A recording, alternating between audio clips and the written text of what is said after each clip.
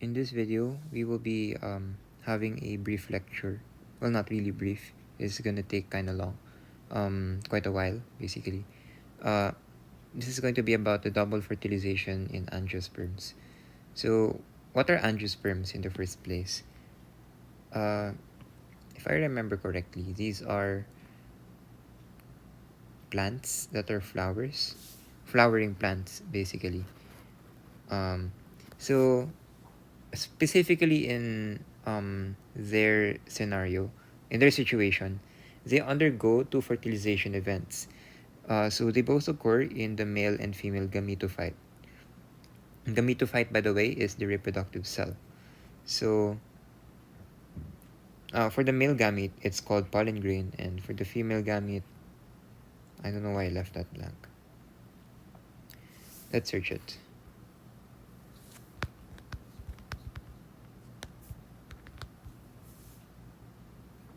Okay, so some sources states ovule. Okay, it's yeah, pollen is only associated with the male gamete. It contains the basically the sperm that's needed to fertilize the female gametophyte. So okay, let's move on. Before fertilization, so we start with the ovule. It has to undergo changes.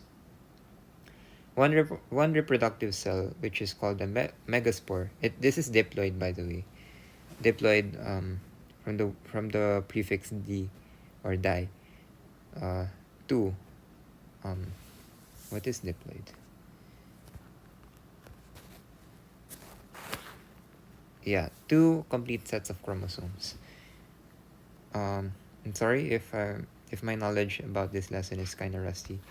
It's been 3-4 months since I made this reviewer. 3 months, yeah, 3 months. So basically, yeah, back to where we are. So this diploid megaspore undergoes meiosis, and it produces 4 haploid megaspores. So these, the 3 out of the 4 degenerate, and only one survives. You don't have to know why. Um, Although you're welcome to research um, what happens to these 3 after they degenerate, or why they degenerated in the first place. Why nature is like that intentionally. Okay, so one survives, it expands, and it undergoes 3 rounds of mitosis. And as a result, they produce 8 haploid nuclei. So there is no individual division yet. So in that case, they share the same cytoplasm. So the complete structure is the embryo sac. This, by the way, if you're familiar with a video that shows this picture, this is where I basically got this reviewer from. It's I can't really say it's a summary, but yeah, it's my version. My It's basically what I got from the video. So yeah, cell walls begin to form in most of the nuclei. So these 3 chunks at the top, these are called the antipodal cells. They form in opposite the opening of the ovule. The opening of the ovule, by the way, is called the micropyle. I believe it's this part to scale. Okay, so another 3 cells from above the micropyle. We have 2 synergids, uh, these 2, and the one at the center is the ovum or the egg cell. And we have 2 nuclei left in the center of the ovule. These are polar, and yeah, the egg cell or the ovum and the central nucleate cell, they're part of the 2 times fertilization event. Again, in angiosperms, fertilization occurs twice, or basically the event is doubled. So, um, in the line of the male gametophyte, the male gametes or the sperm has to travel from the anther.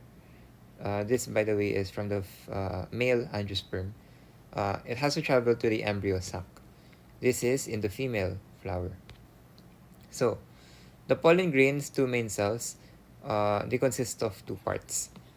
One is the tube cell or the nucleus, and the other is the sperm cell or the nucleus. This one is the bulk part. This is what gets long or elongated later. Like literally from here, and it gets long like that. I'm not sure about from where to where, but it will be discussed more thoroughly later. Okay, for the sperm cell or the nucleus, this is, in other words, the generative cell at this stage.